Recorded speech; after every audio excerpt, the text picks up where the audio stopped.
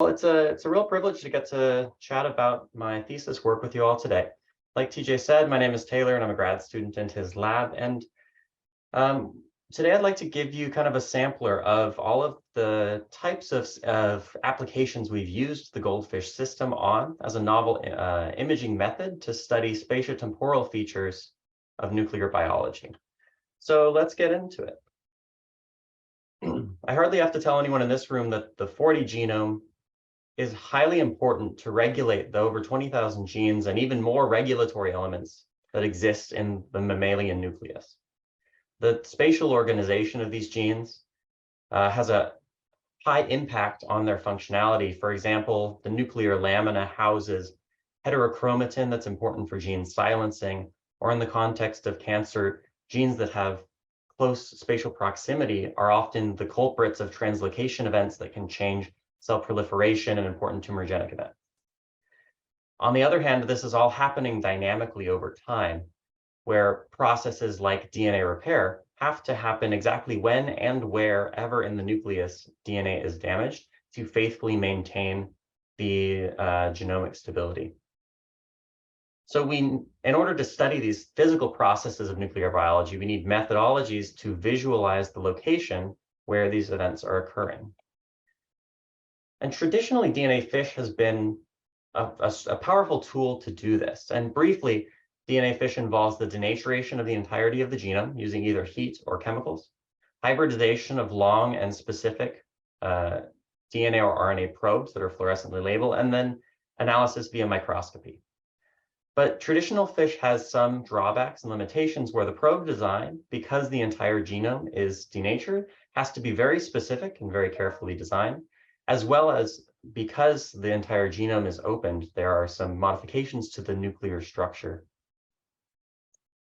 So I like to start with this story, and I'll have a quick shout out to Yanbo Wang, who was a grad student, now postdoc at Stanford, who was very seminal in this early work. He asked the question when he was studying Cas9 in single molecule experiments. It was well known that Cas9 as an RNA-guided endonuclease binds its target strand, shown here as the hybridized red, makes a double strand break here close to the PAM proximal region, and on the non-target strand exposes a 3' flap, where it's essentially an unstructured region. And he asked the question, can this 3' flap be recognized by 3' loading proteins, in this case, an exonuclease? So using a DH&H or nicking Cas9, he designed a single molecule experiment to test this question. And interestingly, what he saw was that in the presence of Cas9 nicking and a 3' loading exonuclease, you can see if the non-target strand is labeled with Cy5 and loaded on a single molecule surface, you see over time that there's a dramatic decrease in the number of spots, suggesting that this flap is degraded. And this is not the case with a nuclease deficient Cas9. So he then combined a couple of technologies that were already present in the lab, primarily this nicking Cas9 and a RepX, which is a super processive helicase, also developed in TJ's lab. And used together, we developed the goldfish method, which is genome oligopaint via local denaturation. And the local denaturation happens as the Cas9 nickase, shown here, exposes a 3' flap, which can be loaded on by this helicase RepX, which strips off single-stranded DNA on the non-target strand across many Cas9 binding sites and exposes a small region of single-stranded DNA for oligoprobe binding for labeling within the cell nucleus. So what does this look like in cells? You can see here in cell culture, we've labeled a repetitive DNA locus using Cy5 goldfish probes, and we see a bright signal localized just to the nucleus. And when we quantify these cell counts, you can see primarily 2 counts per cell in this primarily phenotypically normal cell type with a high signal to background. And again, this is a repetitive region, so there are multiple targets for the same Cas9 guide and probe. So then we ask the question, can we label non-repetitive loci? In this case, we tile Cas9 guide RNAs and individual unique probes across generally about a 10 kb region. And here you can see two regions of chromosome X, TAD37 and TAD5, that are both localized to the nucleus with 2 spots per cell. And interestingly, on chromosome X, you can see that one of the 2 chromosomes localizes with macro H2A, suggesting inactive X chromosome. And these foci are closer together, suggesting that we are labeling the correct TAD boundaries. But furthermore, we can coat the entire chromosome arm actually with a library of Cas9 RNAs and probes in order to do chromosomal paint as well across the entire chromosome arm. And here you can see the PNQ arm of chromosome X, similarly co-localizing with macro H2A in one of the 2, but not the other. And you can see that the inactive chromosome X has a closer center of mass distribution, suggesting more compact inactivated X chromosome. So we can label single sites and we can label entire chromosomes. Can we detect nuclear amplification events in not just cell culture, but maybe in human tissue? So in this case, in breast cancer, for example, it's often the case where the HER2 gene, it expresses a cytoplasmic surface marker that is important for the diagnostic purpose of detecting breast cancer tissue. So we devised goldfish probes against the HER2 gene, and then collected patient tissue, sectioned, and performed goldfish with immunofluorescence against the tissues. And here you can see on the top, this is a tissue slice where in red you have immunofluorescence against the HER2 protein. And in yellow, you see the goldfish signal of HER2 gene within each nucleus. What I hope you can appreciate is that at the top of this image, you have a good correlation between the cells that have IF HER2 staining around them and have amplifications of the actual gene within the nucleus. Interestingly, we also have essentially an internal positive control here, which I thought was interesting. This population does not seem to express the protein HER2, but you can also see appears to be karyotypically normal for at least this site, where you see 2 spots on average for these cells in the bottom of the pane.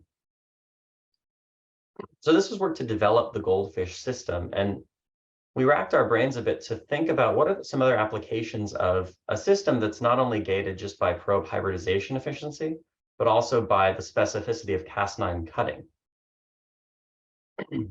So the next direction we went with goldfish is to see if we could detect single nucleotide variations, which SNVs are the most common type of mutations, single point mutations across the genome that are generally intronic and intergenic, but occasionally will fall in coding regions and can have anywhere from no effect to profound effects on physiology. Hutchinson-Gilford progeria syndrome is an important example of this, where a single base mutation in the lamin gene causes dysregulation of the splicing of the lamin protein. And you can see here in the top is a cell labeled with lamin immunofluorescence, and the bottom is a HGPS cell, where the nuclear lamina essentially implodes in on itself and loses structural integrity and dysregulation of the nuclear lamin associated genes. So in order to use goldfish to detect single nucleotide variations, other methods had been developed to detect a subsect of SNVs, particularly ones that were in particular PAM locations or PAM proximal regions of Cas9, but we wanted to be able to detect any SNV across the nucleus. So compared to the traditional goldfish design, we replaced the nickase with a nicking variant that is more specific for mismatches in the PAM distal region. Here you can see that we engineer a single mismatch in the PAM distal region, where the variant is actually still able to cut in the presence of the single mismatch. And in this case, you would still see probe binding. But on the right, in contrast, if we have our engineered mismatch plus an SNV that's strategically right next to our mismatch, now you don't enable Cas9 cutting, and there's no probe labeling in this scenario. So we can use this in combination to detect or not detect the presence of SNVs across the nucleus. This took a bit of engineering around the Cas9 guide RNA because it's important to pick mutations that have a stark contrast between the single and double mutation. So here on the left, you can see a schematic of where we tiled single mismatches in the guide RNA compared to the target DNA substrate up top, where red denotes the mismatch. And we conducted a cleavage assay to determine if this was able to cleave the target. And you can see here that the number of mismatches, when there are two mismatches in the odd numbered columns, you see mostly uncleaved DNA, some in certain conditions, but then primarily with the single mismatch, you do start to see cleavage. Again, this isn't 100% of cleavage. But we wanted to make sure that there weren't any false positives in this case to improve the method specificity. So moving forward with one of these specific targeting single guides, we then took the repetitive region that I mentioned earlier and used that as a control for a single guide targeting mucin 4 or repetitive target, so that we know where all of the baseline targets are, and we can compare that to our single guide targeting. Again, we're comparing 10 kb with 200 repeats to a single Cas9 binding, enabling the hybridization of about 23 probes. So what we see is that on the left, a representative image of, in magenta, the non-repetitive Cas9. This is the single nucleotide variant. And then in green, you see the repetitive region as a control. And we can essentially count the number of foci formed. And we see most cells contain at least one foci in the single mismatch situation, whereas in the two mismatch situation, nearly none of the cells showed labeling. And we can see that when we compare the control to the single guide, there's a high level of colocalization with very few spots showing up in just the single guide, suggesting that the sensitivity, rather the specificity, is high. In order to test this across many guides, we don't want to test directly in the cell imaging experiment. So we devised a method to detect the cleavage efficiency or single-strand break propensity for specific guides with mutations by modifying an existing double-strand break digital droplet PCR assay. I won't go into too much detail here, but suffice it to say this is a tool that can be used to quantify the efficiency of single-strand break induction to predict the efficiency of our single guide goldfish method. You can see that compared to a standard curve, with two mismatches, you see very little single-strand break appearance compared to the DSP or compared to the DNA input, versus we see about a 40% cleavage efficiency with the single mismatch, which matches the labeling efficiencies that I showed you in the previous experiment. We can devise single guide goldfish labels for other sites as well. In this case, we were able to show that we could target the actin gene and show that with one mismatch, we were able to show labeling. With two, rather, we saw no labeling. And similarly, we were able to make guides for the lamin gene. I'll skip over that briefly because we're going to use those lamin single guide probes for this next set of experiments. So as I said, with HGPS, it's a single mismatch that causes the missplicing of lamin A, which produces a protein called progerin, which is a fragment of lamin, and it causes this phenotype you see here. In order to study the differences or the ability of single guide goldfish to differentiate between cell populations, we used an mRNA encoded Cas9 base editor to revert the mutation in a population of cells that we acquired from a collaborator that were derived from HGPS patients. So we took those patient-derived fibroblasts and incorporated the Cas9 base editor, and were able to create a population here of base editor treated cells that you can see In the untreated cells, you have about a 50-50 population of the edited or the mutant to non-mutant allele. And because this is a negative dominant gene, you only need one of the alleles to express, to have the mutation. But we showed that we could correct that and create a population of essentially wild type, but otherwise genomically identical cells. Now, in order to test this method, we used a single guide probe set against the mutant and a single guide probe set against the wild type set of alleles. In the mutant situation, we expect to see for cells that are for cells that have the SNV, we expect to see a single lamin A signal in the goldfish signal here. And we can also do immunofluorescence against the progerin protein, which should only be expressed in cells with this single mutation. We can, in a separate set of cells, use label with the wild type target, and we expect to see two alleles containing the wild type gene and no progerin immunofluorescence, or at least low level. Here you can see the progerin fluorescence quantified in an untreated cell sample. So these should show fluorescence intensity of progerin, and you see it's fairly high. And then we can mix the cells in a mixture and identify cells with just a single focus in the mutant. And you can see that fluorescence intensity profiles are fairly similar across those two. We can then make a one-to-one mixture of treated and non-treated cells and see that the fluorescence is slightly decreased compared to the cells that are expressing. Most importantly, we can take that one-to-one mixture, again, measure the intensity, but then we can, without just across that population, we can label cells for the wild type lamin.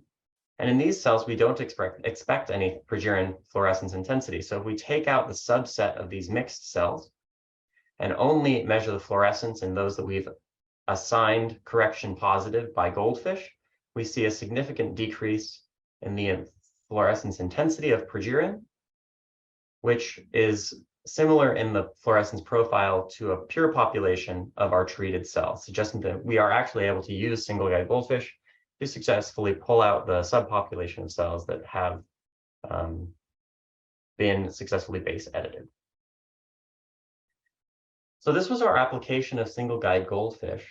And I'll kind of change gears here into our last application of goldfish, because now we've shown that we can identify specific genomic locations. We can identify single nucleotide differences between alleles even in a single cell, and we can use that with fluorescence, with immunofluorescence, to detect the recruitment of proteins or the existence of proteins around the nucleus. So the last application that we've been currently applying goldfish to is as a marker to study DNA double-strand breaks. Here we designed another set of goldfish probes targeting the actin locus, just upstream of a site on the exon 2 of the actin gene. Now, a technology developed in TJ's lab a couple of years ago is very fast CRISPR.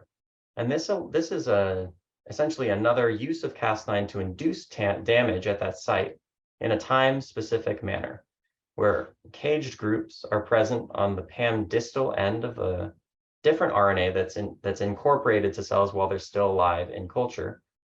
And then we can introduce UV light to remove the caging groups and initiate DNA double-strand breaks within seconds of UV activation. So in this case, we can activate double-strand breaks using Cas9, using very fast CRISPR, and then identify where the damage occurred, what was recruited to it, using goldfish. Preliminarily here, you can see a time course. With no light, cells should not have double-strand break damage, and then after 5, 15, and 30 minutes after damage. And we're measuring the recruitment of 53P and BP and gamma H2AX, which are two kind of seminal proteins in the non-homologous end joining pathway, which is a major double-strand break repair pathway. And you can see that very few cells, well, in this case, you don't see recruitment. You see some recruitment of gamma H2AX at early time points, and then we start to see the co-localization of both damaged signals at single repair sites. Because we have the actin marker underlying the DNA damage, we can start to pull out and characterize the foci that are associated with this specific single double-strand break.